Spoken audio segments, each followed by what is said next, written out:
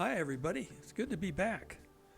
We have a good show tonight. This is Sahuarita Tea Party Breaking News weekly program, and I'm Don Woolley, your host. And we're going to have a couple of videos tonight. One of them is Dr. Larry Arnn from Hillsdale College. He's president of Hillsdale College. He's going to talk about the effect of coronavirus and how it's affected Hillsdale College, and also he's going to discuss what's going on in the country with all of with the shutdown, etc., and the so-called experts that we all know who that is, but it's pretty interesting stuff. I'll show about 25 minutes of a 45 minute video, and I won't go through the question and answer part of it, but it's available. I believe, on YouTube. And then we're going to have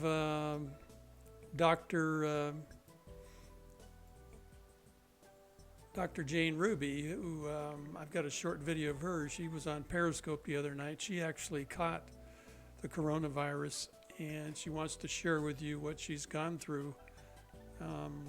And it is pretty interesting stuff. So anyway, what's going on around Sahuarita and Green Valley? Well, I know that the Republican office is going to open up again on Monday, May the 4th, and also the May 7th general meeting, the meeting for members with guest speakers Leah Marquez Peterson of the Corporation Commission and Deborah McEwen, who's running for LD2, the House, one of the House seats. They are the guest speakers. So with all the rules in place, etc., the board of directors decided it would be okay to open the office and have the meetings. So you can watch and check on the website, the RCGVS website, to find out what the conditions are, etc., and if there be any change to that. Now, I also want to say that next week on Wednesday, which I think is April 28th, I believe, Deborah McEwen is going to be on this show, and I'm going to interview her and as a candidate in the LD2 House race, Republican candidate. And a week from Wednesday, which would be May the 6th.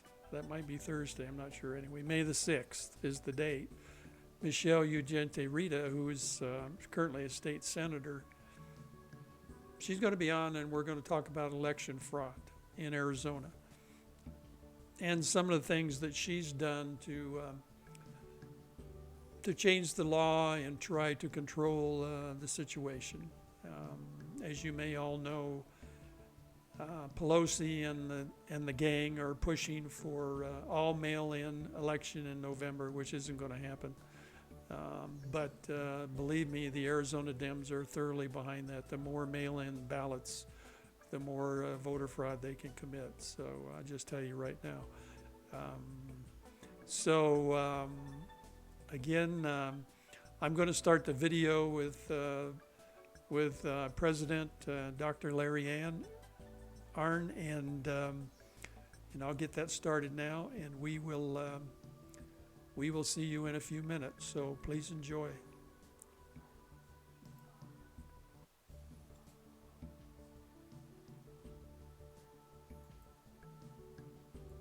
Good afternoon, everyone. I'm David Whalen, Associate Vice President for Curriculum at Hillsdale College.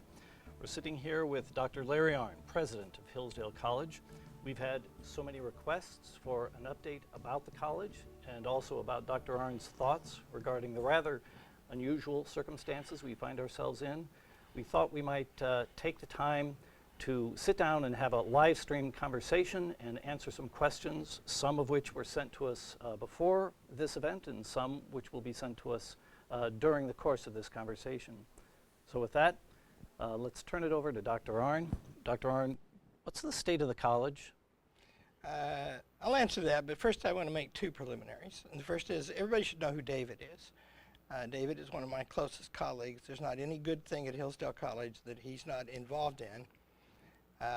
We've been carrying on a seminar for 20 years about how to run a college with a lot of people, and David's key in them. And so I want you to think of David as Hugh Hewitt, except highly intelligent and educated man. Hugh Hewitt, but without the talent. That's it, yeah. The second is our makeup ladies today are our wives, because we're, of course, minimizing coming to the office. And so I said on the way in here to David, well, for the first time we can say, it's very unusual, we're having a relationship with our makeup lady. And Mark Waters, who's got lots of Hollywood experience, said, no, that's common. Okay. Well, I think I'll never live it down. Can you tell we've kept our sense of humor, even if the jokes are not funny? So, okay, my 3 points, I'm going to make them pretty quickly, and then we'll just have a question and answer. First of all, the college is well. It's inspiring and determined and frustrated, all of those things. When the coronavirus hit the world, our kids were on spring break. I regretted that very much. We spent the whole week trying to understand this thing and bring the kids back. And my first policy complaint about all this is one cannot get the tools to operate and understand, even if it weren't forbidden, which lately it has been. It's forbidden to have college. And that's too bad, because the college is 175 years old and it's been through everything in the world, the Civil War, the Great Wars, Great Depression, 3 financial panics since I've been here. And we never had a day where we didn't have classes. Well, we don't have such a day today because we're having online classes. And we're discovering that 2 things, one of them is surprising. We're discovering it's not as good as living here with each other. But we are also discovering that it's pretty good. We have a lot of experience with online courses. We have 2.2 million last time, 3 million I think it is now, who signed up for the courses, and the rate since this started is 3 times higher than the very high rate it's been forever. And so we kind of know how to do that, and we're learning how to do that interactively the way you do with a small group. There were about 150 kids on campus that didn't go home for spring break.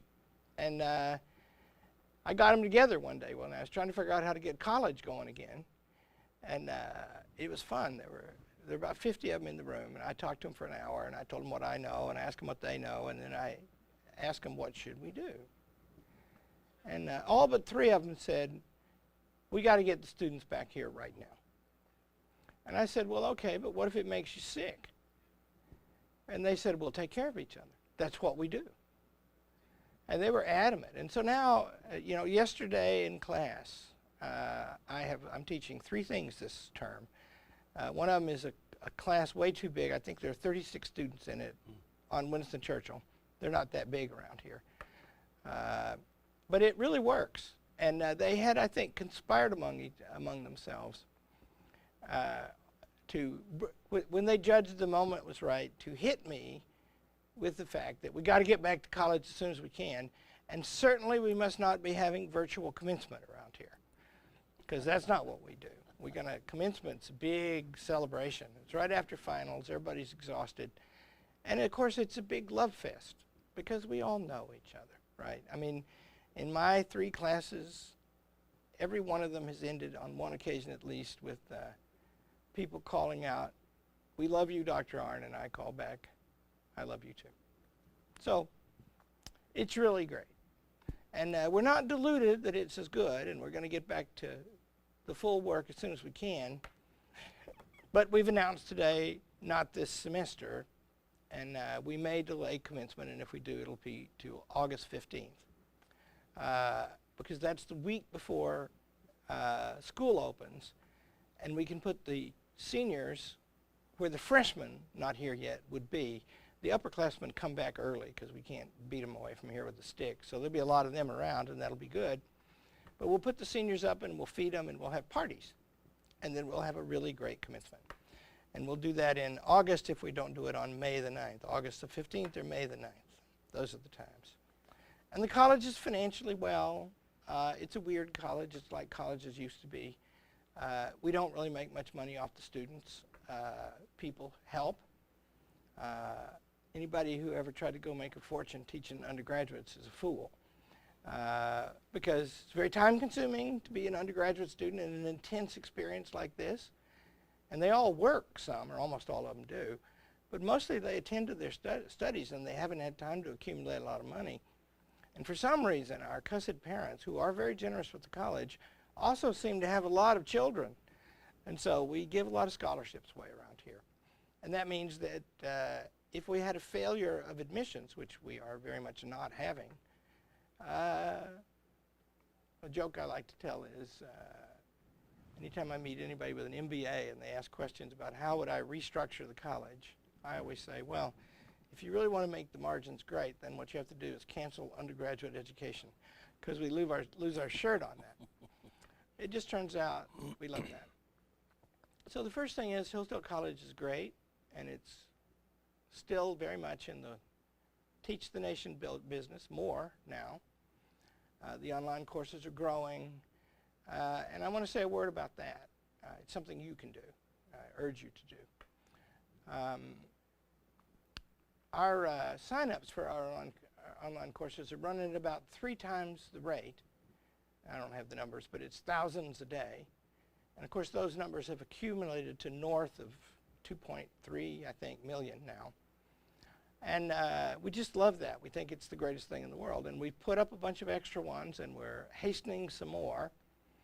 And people who want to spend this time productively. And I'll give the same message to you that I give to the students. It's shameful to waste a day. You know, the students, they're young, and they're promising, and they're smart.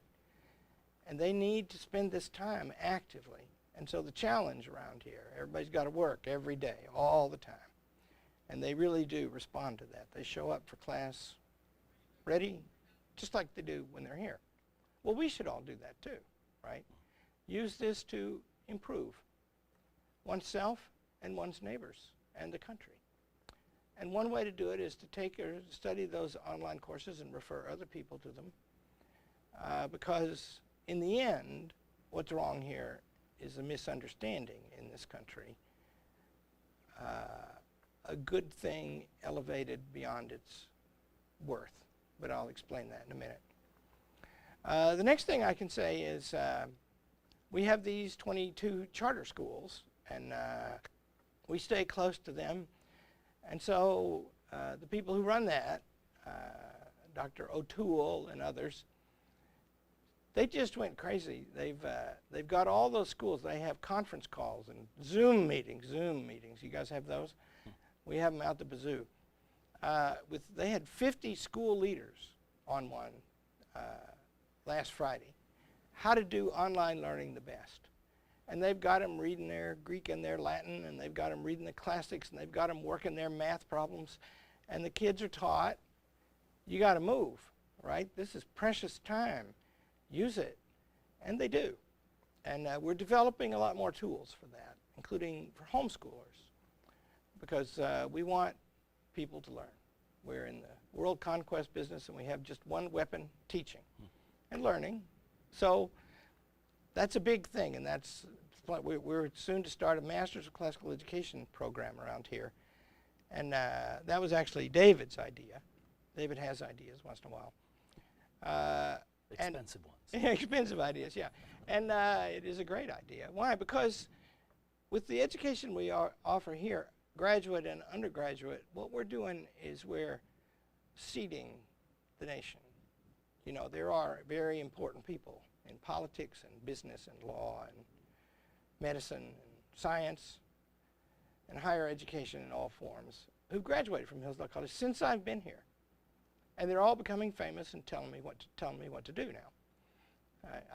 And they'll always be kids to me. And I'll always be their teacher, although some of them are powerful and recognizable names.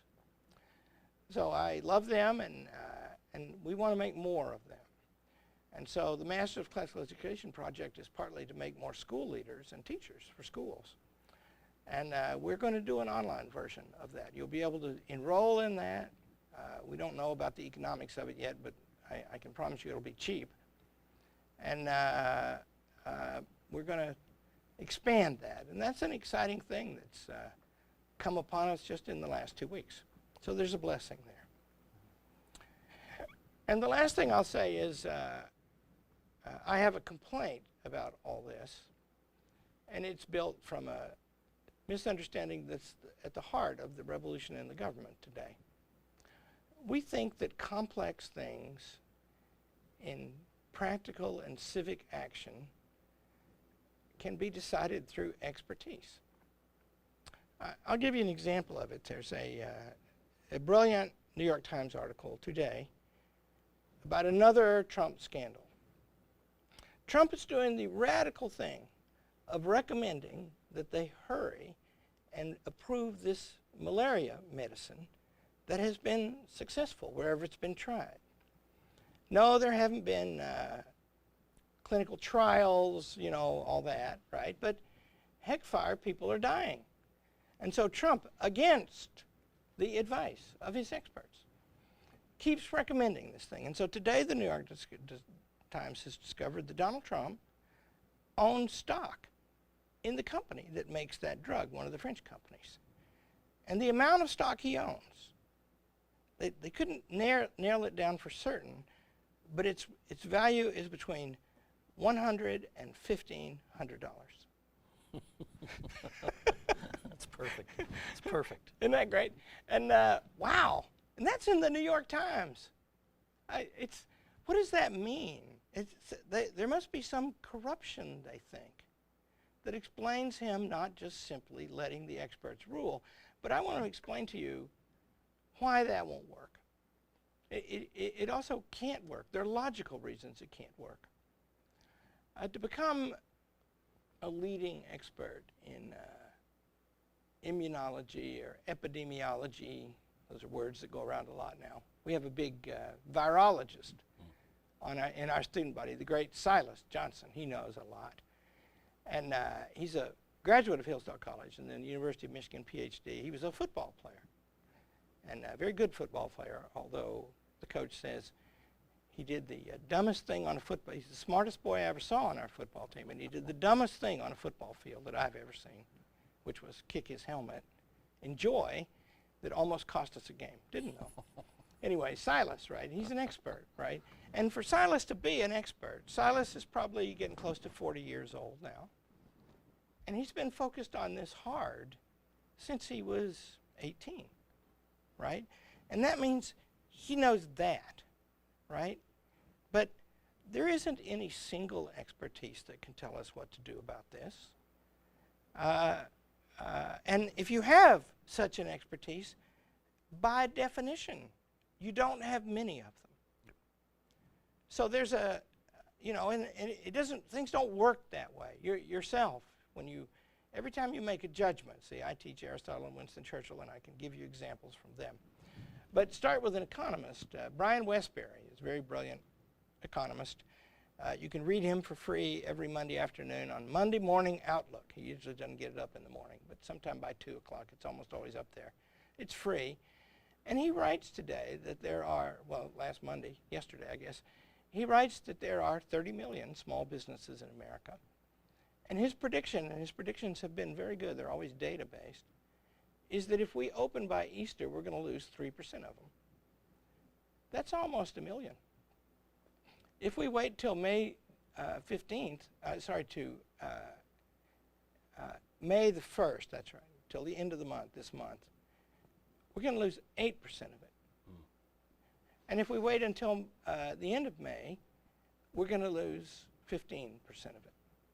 Think of that. That's 3 million businesses and all of the people involved. And then he goes on to comment that the suicide rates measured in America for a long time are the highest in history during the Great Depression. Lives are at stake. Now, it would actually be impossible for somebody to have enough expertise. It'd be, let's put it this way, not impossible, extremely rare for somebody to have as much expertise in economics as Brian Westbury and as much expertise in disease as Mr. Fauci, the very capable big wheel in the CDC. But to have 5 of those, nobody can have that. And that means something has to arbitrate among the expertises, right? Aristotle writes, the architect, we like architecture around here. My younger daughter is a classical architect, and wow, am I not proud of her. And that word architect, Aristotle writes that the architect doesn't know as much about bricklaying as the bricklayer. And when it comes to a matter purely of bricklaying, the bricklayer is the one to say. But somebody has to direct all the arts toward the completion of the building. And that word architect is extremely interesting because it comes from 2 Greek words. And one of them, arche, means we get archaeology and architecture from that word. In the Gospel of John, John 1:1, in he arche is how it begins. Arche means beginning. It's like the word principle in Latin. Principle means the way a thing starts. And however a thing starts, if it is to continue to be that thing, then the way it starts is the essence of the thing too. So arche is ruling principle. Techne is making stuff. Technology comes from that word. It means art, and art just means, in the broad sense, just whatever human beings make. And so that means that architecture is the ruling art as regards building. Then the question is, what would be the ruling art in civic affairs? Well, come to find out, that's statesmanship, which is a high exercise of a faculty we all use every day and have by nature. That faculty is practical judgment or prudence. And what we do by prudence is we pick our way among conflicting information and incomplete information and rapidly changing circumstances. And we choose what to do, never perfectly. We're not God or angels. And people who are good at that, they are not experts. They are just exercising, one hopes, well, particularly well, a virtue that we all have as human. Now, who gets to exercise that in this country? The answer to that is the clearest possible thing. It's the one we elect to do it. And the one we elect to do it is empowered by us, and we are entitled to do that because we are created equal and may not be governed except with our consent. Churchill, they always said about Churchill, about the generals, you know, you just have to listen to the generals. Well, he did all the time. You do have to listen to experts. You do have to listen to the people from the CDC. But on the other hand, they don't know enough, and they can't possibly know enough, according to their expertise, to actually judge whether we shut down the whole country and for how long. They can't say, nobody can, right? It's a judgment, and it affects people profoundly, and we have a system. And so this, Churchill had a joke. He would say, war is too important to be left to the generals. But of course, he did listen to them. He wrote one of them one time, and this is one of the ones he liked. He said, I knew that if he would not do it for me, it could not be done. And he knew that I would not make him do it if it could not be done. You see? But of course, the judgment has to be left to the statesman, to the appointed person by the sovereign, us, right? Generals in the First World War in Britain had a lot of power, and the politicians couldn't stand up to them. And they lost 900 and some thousand men to death, going across the trenches. On one day in Passchendaele, they lost 10,000 and they moved the front a couple hundred yards. And the Germans took it back the next day. That's something more than a military decision. That's a political decision. And that means we have a right to have input into it, and we have a mechanism to have it. So my own view is, I don't know whether this is necessary or not. I try to find out every day because I want to bring the students back, and will the minute I can. The minute it's legal, alas, that's a problem. And also, I can be confident that the kids are not going to die. Because that's my lookout, right? I'm responsible for their learning, and for them to keep learning, they have to be alive. So I'm going to try not to kill them. But I want to bring them back. And this shutting down the economy, I like it that the president and many of his people are reluctant about it and impatient with it, although they're doing it. And I dislike it when anybody who's in the federal bureaucracy, which, by the way, makes laws now and operates in the name of expertise, which is as a logical fact cannot be sufficient. I don't like it when they don't show reluctance about this, when they don't realize that they're making judgments about things that they don't know and can't know.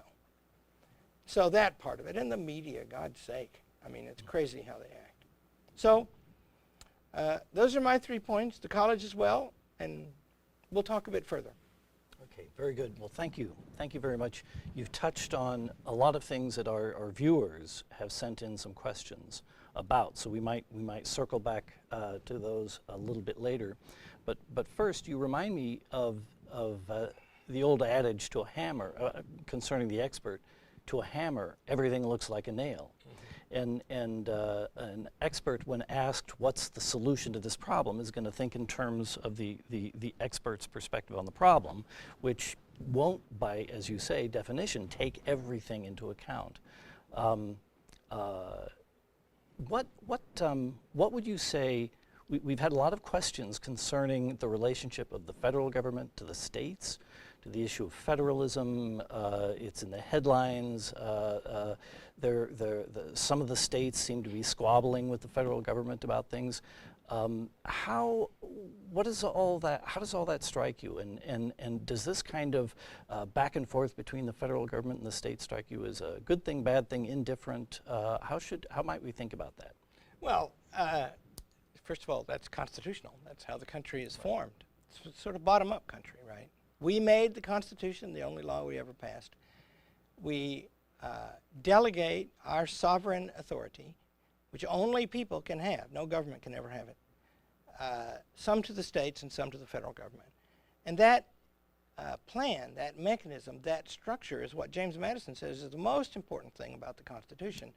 The separation of powers among the levels of government and the separation of power that's vertical, and the separation of powers horizontally in the government. So the great thing you get, I mean, because first of all, isn't it obvious that nobody can be sure what to do about this? It's becoming surer with every passing day. But like, here's a big question that's of extreme importance to me. Why are some young people dying from this thing? 30-year-olds. I don't know about any 20-year-olds, but I've been told there are some. I don't really know any 30-year-olds who've died. But most people who get it, they have a mild case. And flu generally is not very dangerous to the young. Why is this one? Well, it attacks the lungs. It's a very serious thing. If it gets in your lungs, and then your immune system fills your lungs up with stuff, I'm told. And you can die from that. That's why you need a ventilator. But why does it affect some young people and not others? Nobody knows that, right? And that means that in a place where we do not know, then you have to try things. And you know, there's one thing that's certain in this whole thing, and that is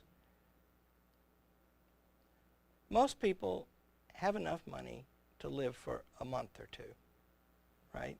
And that means without income, those people are going to run out of money in weeks, not months. And that's certain. Right? So in a situation where you're certainly going to encounter that cost, then the idea that one state does it a little different than the other, and measures the results, Right. that produces data. Right. And that means you're not going to make one overall huge mistake, although we kind of are. Maybe, I don't know. But another thing is, if a state shows what works, the others are going to be quick to copy it because they're all elected and they've all got citizens, and those citizens read the paper. Well, they don't read the paper enough. They watch TV too much. But so anyway, yeah, I think that's how it's supposed to be. So we have a question here via email from a Tim Teary that touches on this as well. Do you think what about the $2 trillion bailout? Is that overreach? Is that a prudential call suitable for the moment? What do you make of that? Well, there's a fair amount of money in it that doesn't have anything to do with this. Right. And that's pretty bad. Certainly people who lose their jobs and go broke because of this, they need to be helped, and sufficiently helped, so they can put their lives back together in a hurry. In the Second World War, a lot of people got their houses bombed. More people didn't. And so the public paid for the houses of the ones who did. Mm-hmm. And that's right. That part of the bailout is fine to me. And then Art Laffer, who's a buddy of mine and a really great economist, his idea was that we should just suspend all payments into the federal entitlement programs till the end of the year, which gives everybody right away a 8 to 15% raise. And he believes in tax cuts. I do too. And they have been working, I think, in this economy in recent years. So that's a feature that could have been thought of. And then guaranteeing, you don't want the financial system to freeze up. And they appear to have stopped that so far, at least. And that's what happened in 2008. We just had some accounting rules, actually, that bankrupted healthy companies in 24 hours. Lehman Brothers and Bear Stearns and all them.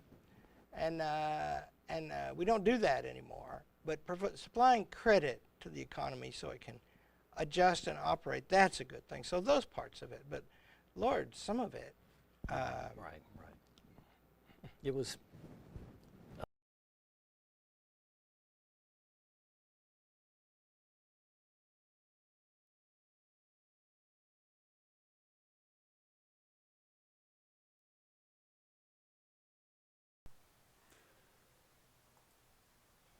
Hello again, ladies and gentlemen. Yeah, Dr. Arnn is really, he's really fantastic. I so enjoy his commentary, his lectures, his point of view, his ideas, his knowledge. He's really great, and he's just made some terrific points. So I hope you all enjoyed that and enjoyed hearing that. The rest of his video, there's another 15, 20 minutes, is a lot of other questions. Nothing really, very exciting, et cetera. Like, I think the first part of the question part was really good. And he did a great job of addressing those things. So now we're going to jump to Dr. Jane Ruby, who she has her own YouTube show. She does Periscope once in a while. She knows President Trump. She's been to the White House to visit him. She's involved with his campaign, and she actually caught coronavirus. Doesn't know how, but she caught it. And she's going to talk to you about what she went through, and it's really quite interesting. She lives in Virginia, and she's under the control of that crazy Virginia governor, who of course is a Democrat and is the big gun grabber, and among other things. And she doesn't hold back when she talks about him. So don't be shocked when she calls him a few names or etc., because she does not like this guy, and he did not do her well. So I'm going to I'm going to put her on now, and it'll just take me a minute to click the video on. So, and I'll go off and on the camera a little bit, so don't be alarmed by that. Doing some things here in our little studio area. So anyway, I hope you enjoy this. This is really, I listened to this on Periscope the other night. It's really informative. So here we go.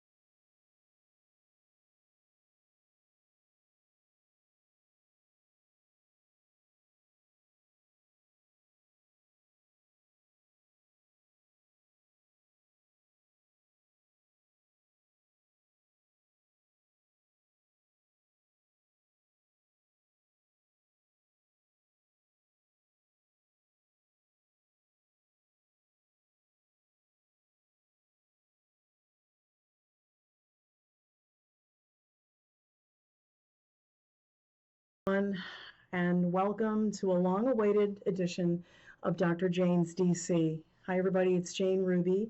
Most of you know that my last show was about 25 days ago, or maybe a little bit longer. And those of you who follow me on social media know that I was incredibly hit with the COVID-19 virus. I was completely shocked. Tonight, what I want to do, you may have seen me in the last day or so doing some interviews on radio and TV, and I wanted to do my own show tonight just to share with you what happened, the timelines, what it was like for me, and a very awful, dirty political secret that I uncovered in trying to protect myself and get myself the appropriate treatment once I knew I was positive. So I want to thank everybody for the well wishes. A lot of you were wonderful once I came out. It wasn't easy to come out publicly. It's almost like a little bit of a scourge. And I didn't want people to worry, to be honest with you. But I want to thank you all for the kindness. And I'm going to show you some information tonight after I take you through the timeline of the illness. I'm going to show you some proof, what I feel is pretty strong proof, that Democrat governors are blocking access to the treatment for coronavirus. Contrary to President Trump doing everything he could to get treatments to the forefront for us, and even when the antiviral drug, the remdesivir, comes out, I fear that that's going to be blocked as well. You may ask me, why do I feel that that's happening? Well, it was my experience, and I'm going to tell you about that. But you may further ask me why I think it's happening, and I do think that Democrat governors need the coronavirus numbers to stay high. They need people to be sick. They need them to be spreading that word around because they want to have a justification for keeping their states locked down. The longer they lock their states down, the more dependent people are becoming on the government, and the more it, to them anyway, hurts President Trump and everything he's been trying to do. So let me start. You know, I started a little bit late tonight. I'm ending the show at 9. Then I'm going to go into an interview shortly after that on the Exceptional Conservative show with Ken McClellan, who's the head of our network. He invited me on tonight, and so I'm looking forward to that. But I wanted to do my own expose because I've also gotten some questions online that were confusing, and I want to straighten the record out. So let me just tell you, if you saw on my Twitter feed and my Facebook feeds, there's an article. There's actually one, the exclusive was broken on the Politichic's website, and then the other one was broken shortly after that on Laura Loomer's website. And she doesn't censor at all. She has no fear legally, excuse me. And so she published the article, you know, as well. And I'm grateful to both groups of women activists for doing that. But let me take you through the timeline. On March 25th, which was a Wednesday, I was expected to be at Mar-a-Lago in Palm Beach with Dr. Gina Loudon and First Lady Melania Trump and a host of other women, fundraisers for the president's campaign. But I awoke that morning and feeling like I was getting the flu, sore throat, fever, body aches, and I didn't think too much of it because I hadn't traveled in over 4 weeks. I hadn't been around anyone who was visibly ill, and I didn't really have a reason to believe that I would have coronavirus. No one I knew around the DC area, and I know a lot of people, or in the Northern Virginia area of Arlington or Alexandria had it that I knew of. So I was, quite shocked. I'm just making sure that I get to see any commentaries on Periscope because I want to be able to address some questions if I see them come up. And if you could share the Periscope, I'd really appreciate it. So on the 25th, which was a Wednesday, I started to have the symptoms. I woke up the next morning with a fever of 102. Then I woke up Friday morning, the 27th, with the same high fever, and I felt worse. Everything was exaggerated. The body aches, the headaches. I had every classic symptom that I thought. And I called my primary physician. Thank you for joining, everybody. I called my primary physician, and they did direct me to go for the test. I again, did not think that the odds were that high, but I suffered through the illness over the weekend. I was supposed to get the results within 3 to 5 days, but I didn't get a call until 10 business days later, which was Monday, April 6th. When I heard my primary doctor's voice on the other line, I knew I was in trouble. Hi, Brandon. And hi, everybody who's coming in. I really appreciate you all here tonight. He did tell me the test was positive. You could have blown me over with a feather. And in that moment, nurse practitioner to physician, I pleaded with him to give me the medication, the hydroxychloroquine. I didn't want to suffer. I also didn't want to live day by day with the terror that at any moment the illness could convert into respiratory failure or some kind of flash pneumonia that seemed to be, going with this, with this illness. And he recoiled and he basically said, we don't do that. We're not giving the medication. Maybe to a few people in the ICU on a ventilator. And I asked him why he would wait that long. Why would you wait until someone's in that bad of shape? I mean, give them the medication. What do you have to lose? As President Trump has said, it's been out for a long time, and the safety profile is very well known. In any case, that phone call did not end that well. He basically told me that I had to tough it out. And later did I learn that not only was I going to tough it out, but my life might be at risk because I live in the state of Virginia, which is run by a filthy, baby-killing, blackface, racist piece of garbage, Ralph Northam, who unfortunately is in power as the Democrat governor of the state of Virginia until the next person is sworn in January of 2023. I'll be telling you more about this momentarily. But I want to go on with the timeline. I want you to understand the medical timeline. As you can see, I do have a residual cough, but it is much, much better.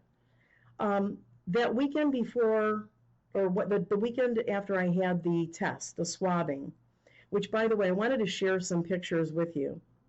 When I got to the testing center, it was an outdoor parking lot with cones. Yes, the doctors refused to give me the drug, and I will explain that, and I'll tell you why and how I know it came from Northam as a directive. But they, after I went, there are all these like construction cones, and there were Arlington County sheriffs. They were standing there. I had to show my insurance card and my ID up to the window. There were big signs that said, "Leave your windows up, leave your windows up." Went around to the back. I'll show you this. I went through a second checkpoint where I was instructed as to what was going to happen. The person ahead, standing there in the gown and the face cover, was waiting for me to do the throat swab, and basically told me, I'm going to tell you to drop the window. I will swab your throat. You will immediately put the window back up.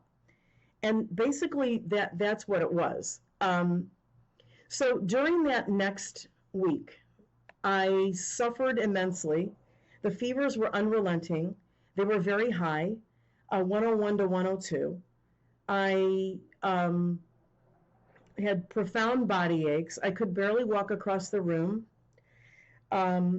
What else? And I realized that weekend after I was tested, after I left something burning on the stove and didn't realize it because I set off my own apartment smoke alarms, I realized I had lost 100% of my sense of smell and taste. And that scared me quite a bit, because if you don't think those are two important senses, think about how something could be burning. You better make sure that your smoke alarms are working. You're also at risk for eating contaminated food or moldy food and not knowing it or tasting it or smelling it. And the other thing is, I've lost about 10 pounds because when you lose your sense of taste, you take a couple of bites, but then your hunger goes away. There's just nothing to incentivize you to eat. So it's not a good thing on any level. No, Dr. Jane cannot prescribe her own drug. I'm a nurse practitioner. I'm licensed in the state of New York.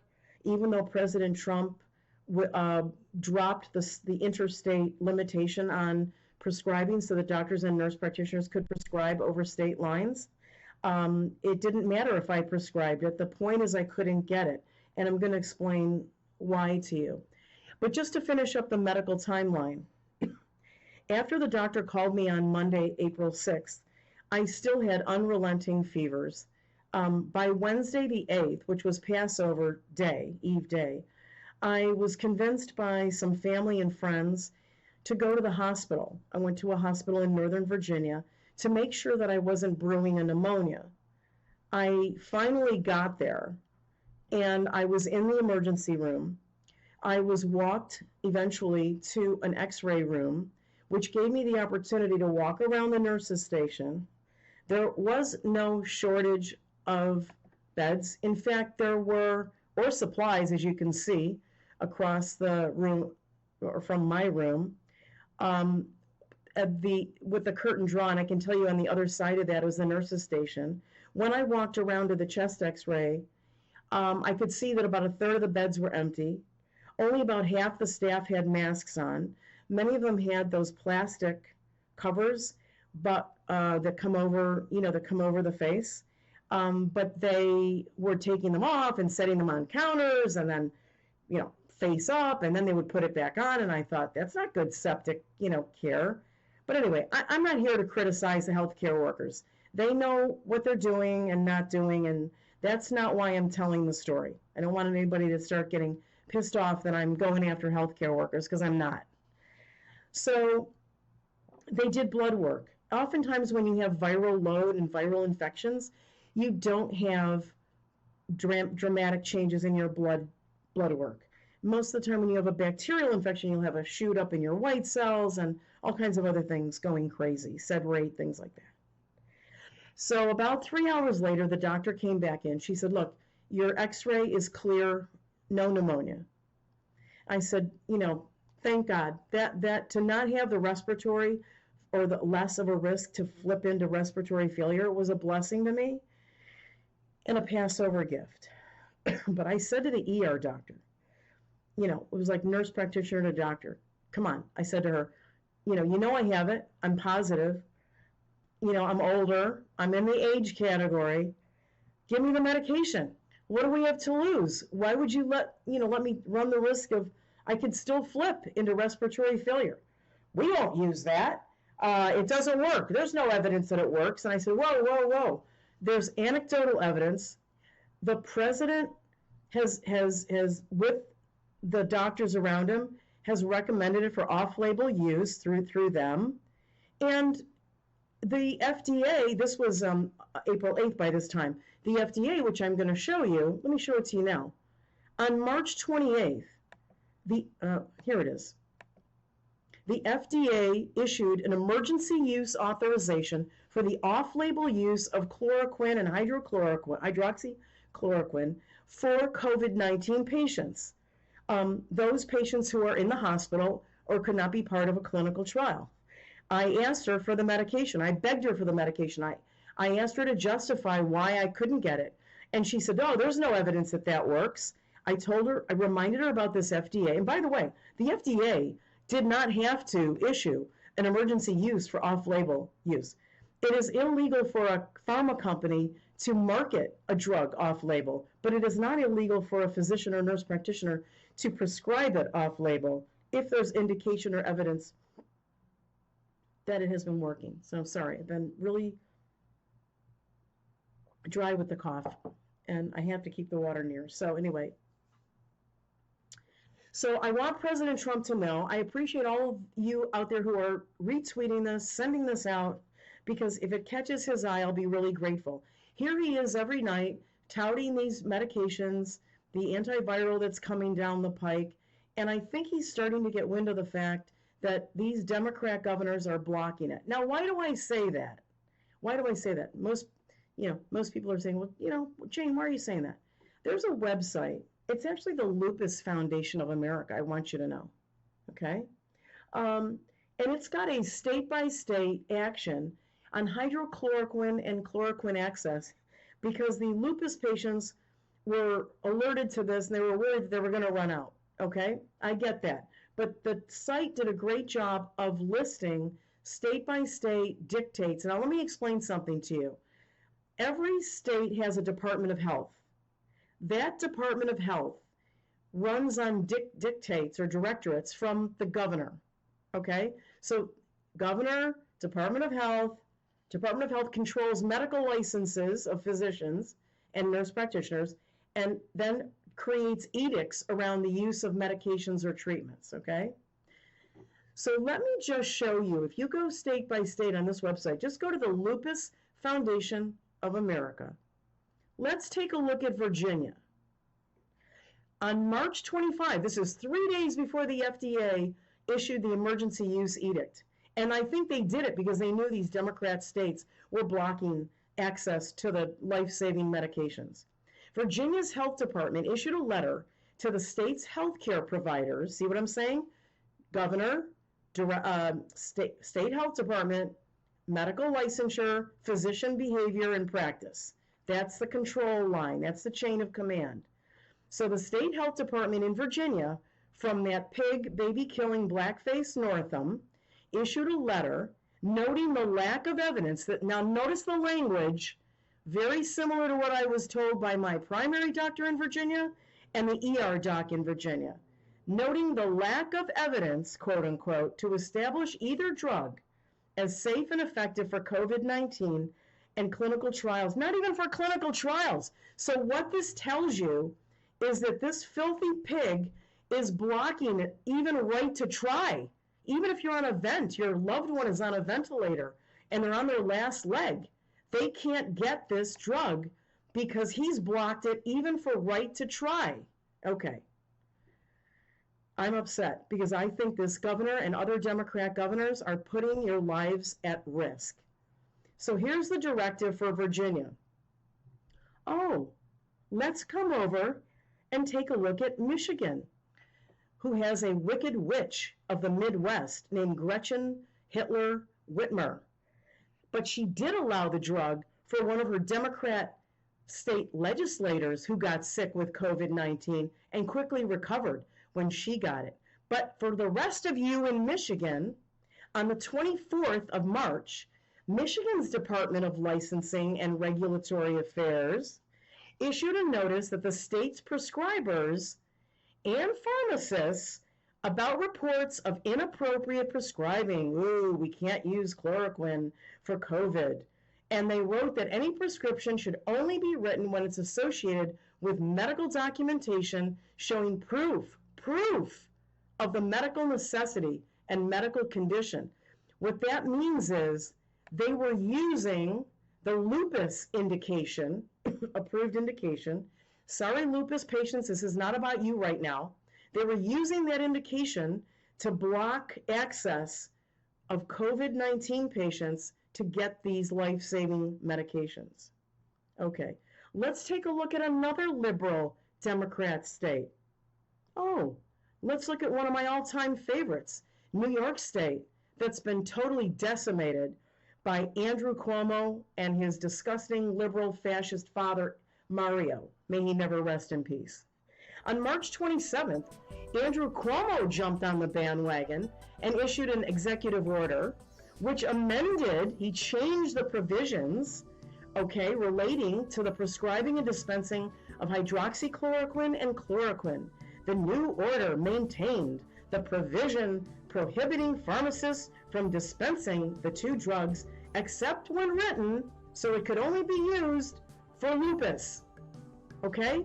Do you see how they went about using you can only use it for something it's approved for, even though on the 28th of March, the FDA came out and said, no, you're free to use it, but you have to understand something. Every physician and every licensed nurse practitioner has that license at the pleasure of their governor and state health department.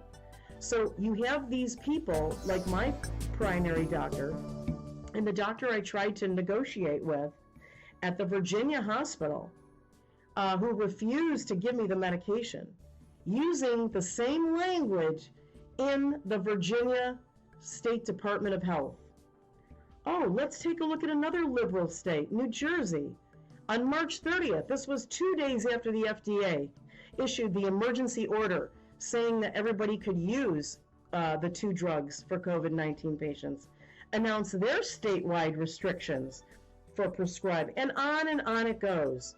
But let's take a look at a Republican-run state, Florida, as an example. What does it say? The Florida Board of Pharmacy has not issued any publicly available guidance related to hydroxychloroquine or chloroquine, okay? So what that means is when they don't issue an edict, they don't say you can go out and use it, they just step away and they allow physicians and nurse practitioners to prescribe it where they see fit.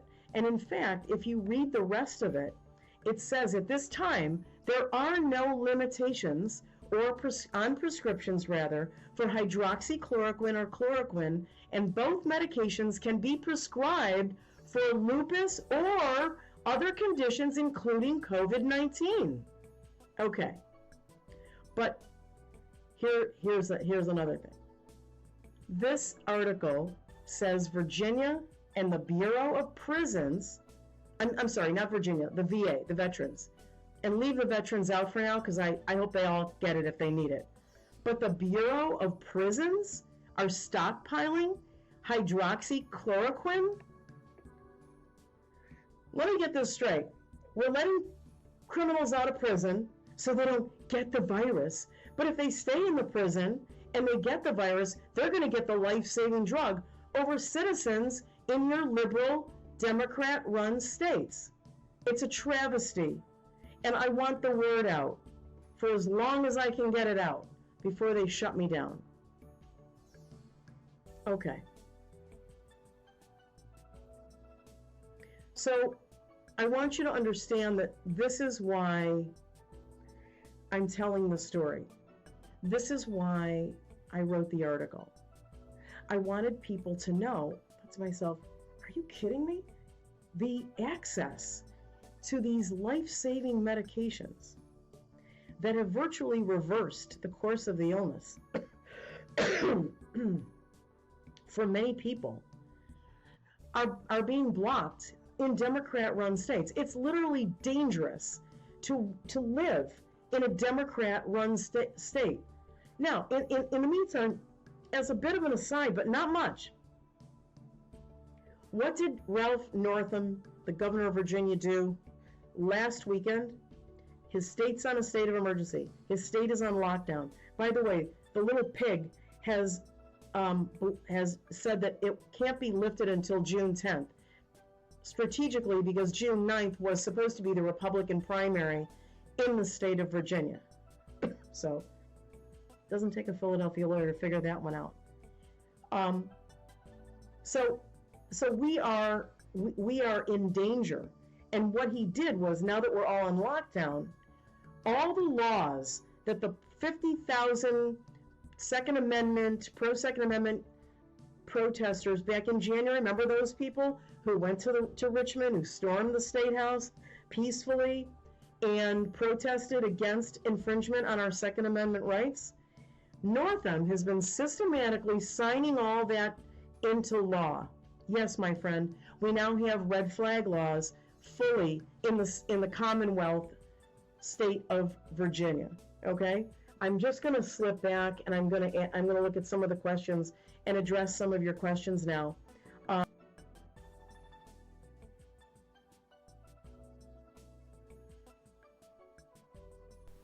Okay, ladies and gentlemen, there you go. That's Dr. Jane Ruby. I'm not going to play the part where she gets into the questions. We're coming up on the hour, 6 o'clock. So I hope you guys enjoyed both of those videos.